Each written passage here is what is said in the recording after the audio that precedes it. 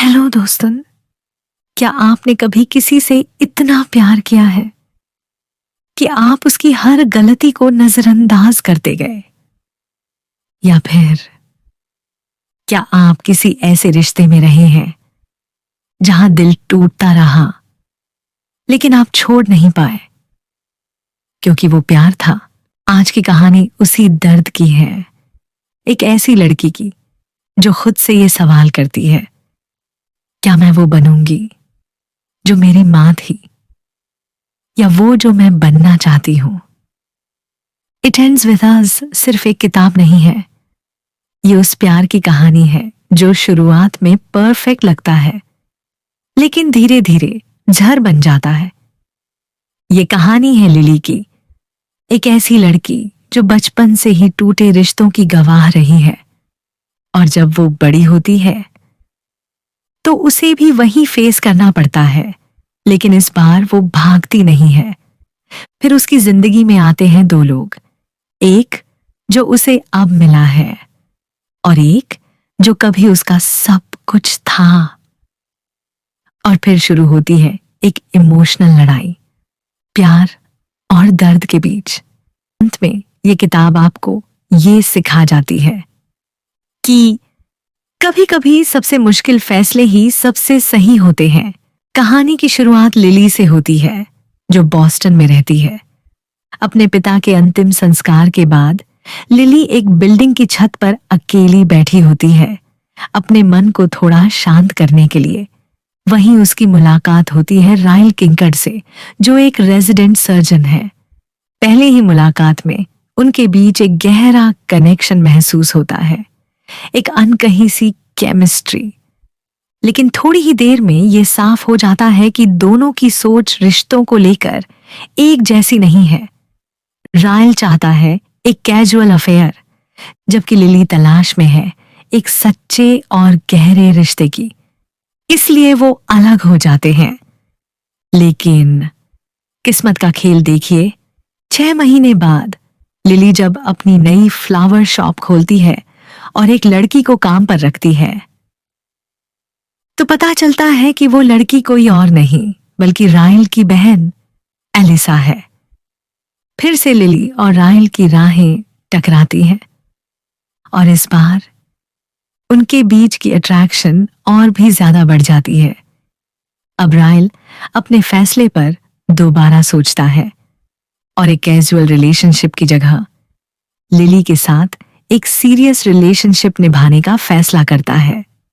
इन सब के दौरान लिली बार बार अपने अतीत के बारे में सोचने लगती है। उसे अपने पापा की मौत याद आती है, एक ऐसा इंसान जो उसकी मां के साथ बहुत बुरा बर्ताव करता था। लिली ने अपने घर में बहुत वायलेंस देखा था, और वो सब अब भी उसके दिल में जिंदा है।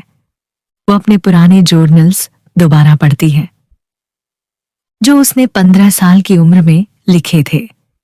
इन डायरी में एक नाम बार बार आता है, एटलस कॉरिगन, एक 18 साल का लड़का जो बेघर था। उस वक्त लिली ने एटलस की मदद की थी, उसे खाना दिया, छुपने की जगह दी और अपना दोस्त बना लिया।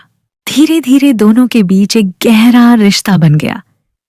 एटलस वही इंसान था जो लिली को उस समय समझता था जब उसे अपने पापा की हरकतों की वजह से शर्म और दुख महसूस होता था। एटलस ने उसे सहारा दिया जब वो बिल्कुल अकेली थी। अब आज जब लिली की जिंदगी में रायल है, उसके दिल में एक सवाल उठता है, क्या मैंने एटलस को पूरी तरह भुला दिया है, या फिर आज भी मेरे दिल में उसके लिए कुछ बाकी है? दूसरी तरफ लिली और रायल का रिश्ता अब धीरे धीरे परफेक्ट लगने लगा है। उनके बीच प्यार भी गहराता जा रहा है। एलिसा अब लिली की सबसे अच्छी दोस्त बन चुकी है, और रायल लिली की मां से भी मिल चुका है। सब कुछ ठीक चल रहा होता है, जैसे जिंदगी एक नई दिशा में जा रही हो।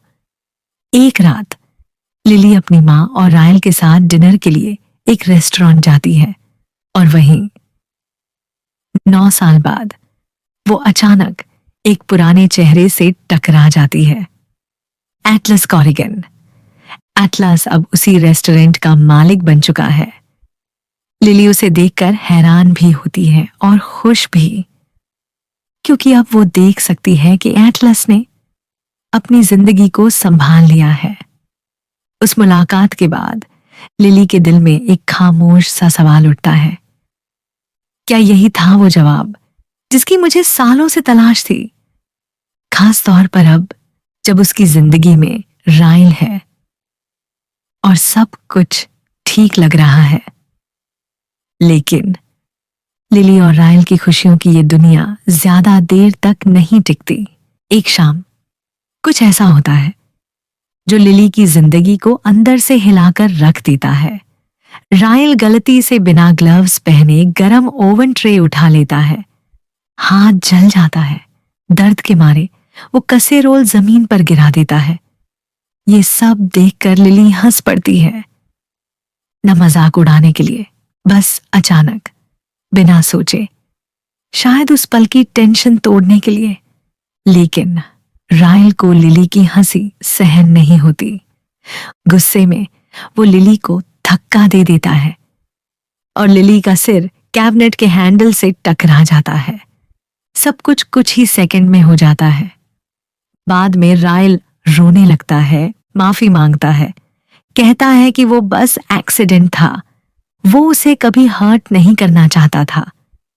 लिली, जो अंदर से टूटी हुई है, कंफ्यूज्ड है, शॉक में है, शून्य। वो राइल को खुद को कंफर्ट करने देती है, शायद इसलिए क्योंकि वो खुद नहीं समझ पा रही कि जो हुआ वो प्यार था या चोट। राइल खुद को रोक नहीं पाया था, लेकिन अब वो टूट गया था। वो लिली से वादा करता है, मैं तुम्हारे पापा जैसा नहीं हूं, क्योंकि लिली ने उसे अपने बचपन की वो तकलीफें बताई थी जब उसने अपनी मां को एक अब्यूजिव रिश्ते में हर रोज सहते देखा था। लिली कहती है, अगर ऐसा फिर हुआ मैं तुम्हें छोड़ दूंगी। और वो खुद को समझाती है कि शायद राइल सच में अलग है। शायद वो अपने गुस्से पर काबू नहीं रख पाया, लेकिन वो वैसा इंसान नहीं है। फिर दोनों एक दूसरे से अपने प्यार का इजहार करते हैं। अगले दिन लिली, राइल, एलिसा और उसके पति मार्शल साथ में डिनर के लिए एक रेस्टोरेंट में जाते हैं। और वहीं एक बार फिर लिली की नजर एटलस पर पड़ती है। एटलस अब भी उस रेस्टोरेंट का मालिक है। इस बार वो सिर्फ लिली को देखता नहीं, बल्कि उसकी आंखों में कुछ पढ़ लेता है। वो समझ जाता है कि राइल ने लिली को चोट पहुंचाई है। जब लिली वॉशरूम में जाती है, एटलस उसका सामना करता है। वो पूछता है, क्या राइल ने तुम्हारे साथ कुछ किया है? लिली घबरा जाती है और राइल का बचाव करती है। वो कहती है, तुम गलत समझ रहे हो। एटलस को गुस्सा आ जाता है। वो कहता है, तुम बिल्कुल अपनी मां जैसी हो रही हो, जो सब कुछ सहती रही। ये सुनकर लिली का दिल टूट जाता है। उसी वक्त राइल उन्हें बात करते हुए देख लेता है। उसकी आंखों में शक और गुस्सा एक साथ भर आता है। एटलस खुद पर काबू नहीं रख पाता। वो राइल को धक्का देकर रेस्टोरेंट से बाहर निकाल देता है। बाहर राइल लिली से सिर्फ एक बात जानना चाहता है, क्या तुम मेरे साथ ईमानदार हो? क्या तुम्हारा और एटलस का कुछ था? लिली उसकी आंखों में देखकर कहती है, मैं सिर्फ तुमसे प्यार करती हूं, बस तुमसे। कुछ दिन बाद एटलस लिली की फ्लावर शॉप में आता है। वो उस दिन रेस्टोरेंट में जो कुछ भी कहा था, लिली को उसकी मां से कंपेयर करना, उसके लिए माफी मांगता है। वो लिली के लिए एक गिफ्ट भी लाया होता है, जो उसने बहुत पहले, सालों पहले लिली के लिए खरीदा था, लेकिन देने का मौका कभी नहीं मिला। चुपचाप वो एक पेपर स्लिप पर अपना फोन नंबर लिखकर छोड़ जाता है, बस ये कहकर कि अगर कभी जरूरत पड़े तो कॉल करना। एटलास की ये मुलाकात लिली के मन में फिर से पुरानी यादें ताजा कर देती है। वो दिन जब एटलस बेघर था और एक सूने से टूटे घर में छिप कर रहता था। लिली ही थी जिसने उसे खाने को दिया, कपड़े दिए, यहां तक कि अपने घर का शॉवर यूज करने दिया। ठंडी रातों में जब एटलस कांपता था तो लिली उसे अपने बेडरूम के फर्श पर सोने की जगह देती थी। एटलस का कोई परिवार नहीं था, लेकिन वो हिम्मत नहीं हारता था। वो खुद ही हाई स्कूल पूरा करना चाहता था और फिर आर्मी में जाना चाहता था। उन दोनों के बीच की ये छोटी छोटी मदद धीरे धीरे एक गहरी दोस्ती में बदली और फिर वही दोस्ती एक खूबसूरत प्यार बन गई। कुछ समय बाद एटलस को अपने एक चाचा से संपर्क मिला और वो बॉस्टन चला गया उसके साथ रहने। लिली का दिल टूट गया था क्योंकि एटलस जा रहा था, लेकिन कहीं ना कहीं वो खुश भी थी कि उसे आखिरकार रहने की एक सेफ जगह मिल गई। फिर लिली के 16वें जन्मदिन पर एटलस वापस लौटता है, सिर्फ उसे ये कहने के लिए कि मैं एक दिन तुम्हें ढूंढ लूंगा। वादा है। लेकिन उसी रात जब लिली के कमरे में एटलस होता है, उसका पिता उन्हें देख लेता है। गुस्से में आकर वो एटलस पर हमला करता है, उसे मारता है और हॉस्पिटल भेज देता है। उस दिन के बाद से लिली ने फिर कभी एटलस को नहीं देखा और बरसों तक उसके दिल में ये अधूरा सवाल रहा, क्या उसने कभी मुझे ढूंढने की कोशिश नहीं की? लेकिन अब जब रायल उसकी जिंदगी में है, लिली खुद को समझाती है, एटलस मेरा अतीत था, रायल मेरा भविष्य है। कहानी आगे बढ़ती है। लिली अब रायल के माता पिता से मिलती है। सब कुछ धीरे धीरे ठीक लगने लगता है और दोनों शादी करने का फैसला कर लेते हैं।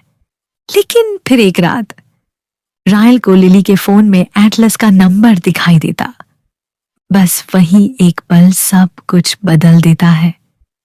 रायल का गुस्सा फूट पड़ता है और जब लिली उसे समझाने के लिए उसके पीछे जाती है, वो उसे सीढ़ियों से धक्का दे देता है। लिली गिर जाती है और उसका दिल डर और सदमे से कांप उठता है। पहले तो रायल कुछ मानने को तैयार नहीं होता। वो उल्टा लिली से पूछता है, क्या तुम मुझे धोखा दे रही हो? लिली रोते हुए बताती है कि एटलस क्यों उसकी फ्लावर शॉप आया था और फिर गुस्से में रायल को अपने अपार्टमेंट से बाहर निकाल देती है। कुछ दिन बाद रायल अपनी बहन अलिसा की मदद से लिली से दोबारा संपर्क करता है। वो माफी मांगता है और फिर अपना सबसे बड़ा राज बताता है। वो कहता है कि जब वो सिर्फ 6 साल का था, तब उसने गलती से एक गन चला दी थी और उस हादसे में उसका बड़ा भाई मारा गया। ये गिल्ट, ये ट्रॉमा आज तक उसके अंदर जिंदा है और यही वजह है कि उसे अपने गुस्से पर काबू नहीं रहता। अब लिली एक मुश्किल मोड़ पर खड़ी है। एक तरफ उसका प्यार है और दूसरी तरफ सच कि जो कुछ उसके माँ पापा के बीच हुआ था, वो अब उसकी अपनी जिंदगी में दोहराया जा रहा है। लिली की सबसे करीबी दोस्त और रायल की बहन एलिसा उसे साफ कहती है, तुम्हें रायल को छोड़ देना चाहिए। लेकिन लिली, वो कहती है, मैं उसकी मदद करना चाहती हूं। इस हादसे के बाद रायल थोड़ा बदलने लगता है। वो अपने गुस्से पर काम करने की कोशिश करता है, लेकिन लिली के मन में अब भी कई सवाल बाकी हैं। एक रात जब लिली अपने अपार्टमेंट लौटती है, तो वो देखती है कि रायल पहले से वहां मौजूद है, नशे में, फ्रिज के पास बैठा हुआ, हाथ में एक फ्रिज मैग्नेट पकड़े हुए।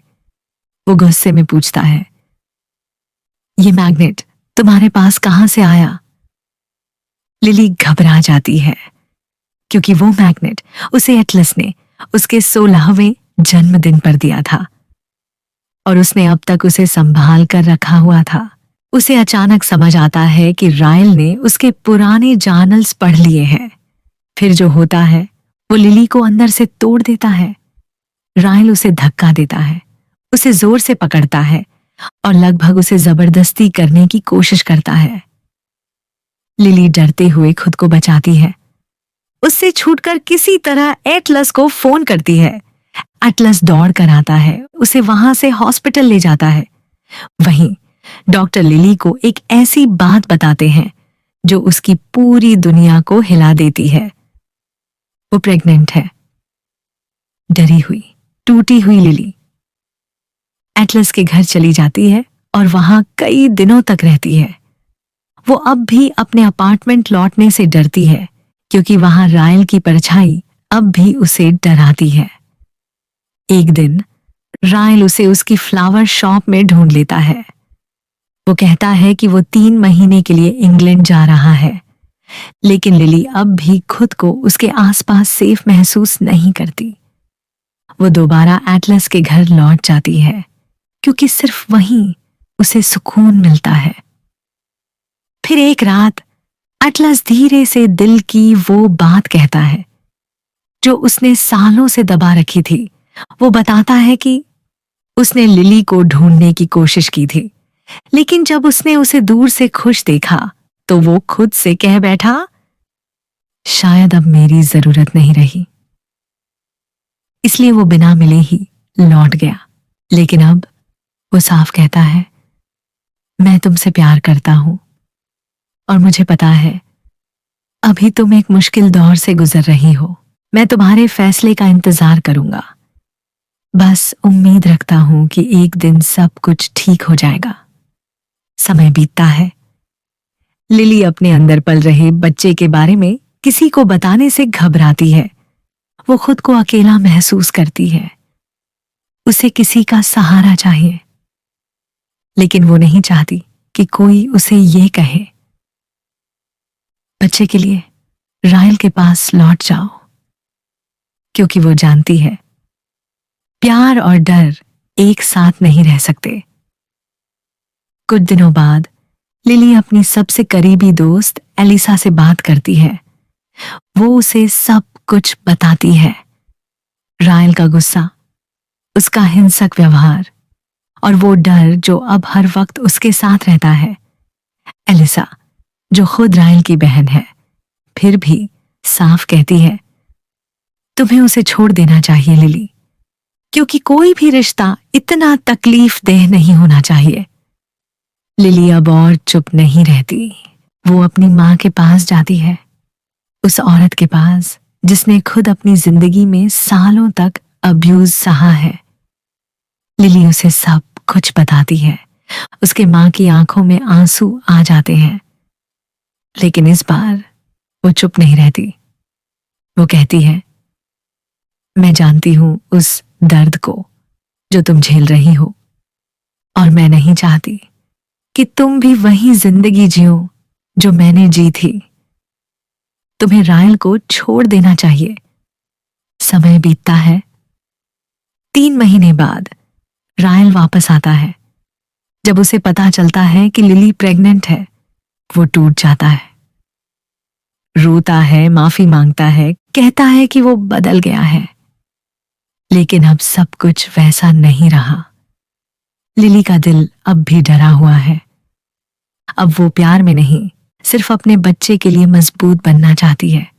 वो रायल को कहती है कि वो उसके बच्चे का पिता है और इस बच्चे के लिए वो उसकी मदद स्वीकार करेगी। लेकिन मैं अपने और तुम्हारे रिश्ते का कोई भी फैसला बच्चे के जन्म से पहले नहीं लूंगी। अब लिली सिर्फ एक मां है जो अपने आने वाले बच्चे के लिए एक सुरक्षित और शांत दुनिया बनाना चाहती है। लिली एक प्यारी सी बेटी को जन्म देती है। जब वो अपनी नन्ही सी जान को पहली बार गोद में उठाती है तो उसके मन में एक ही ख्याल आता है, मेरी मां ने भी ये सब झेला था, मैंने भी सहा। लेकिन अब ये कहानी यहीं खत्म होगी।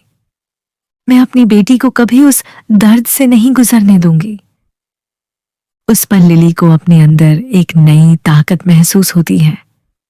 वो फैसला लेती है कि अब वो रायल को छोड़ देगी, उसके खिलाफ डोमेस्टिक वायलेंस के आधार पर तलाक लेगी, क्योंकि वो जानती है एक औरत टूट सकती है, लेकिन जब वो मां बनती है तो उसके अंदर से डर नहीं, ताकत बोलती है। समय बीतता है। 11 महीने बाद लिली की मुलाकात फिर से एटलस से होती है। इस बार न कोई उलझन है, न कोई अधूरापन, बस एक साफ दिल, एक सुकून भरी नजर और एक तैयार दिल जो फिर से प्यार को अपनाने के लिए तैयार है। लिली अब बिना डरे एटलस का हाथ थामती है और उसी शाम जब वो अपनी नन्ही बेटी को माथे पर एक प्यार भरी किस देती है, वो धीरे से कहती है, ये कहानी अब यहीं खत्म होती है, तेरे और मेरे साथ। It ends with us. कभी कभी सबसे मुश्किल फैसले ही सबसे सही होते हैं, क्योंकि प्यार का मतलब सिर्फ साथ रहना नहीं, बल्कि खुद को और अपने अपनों को दर्द से बचाना भी होता है।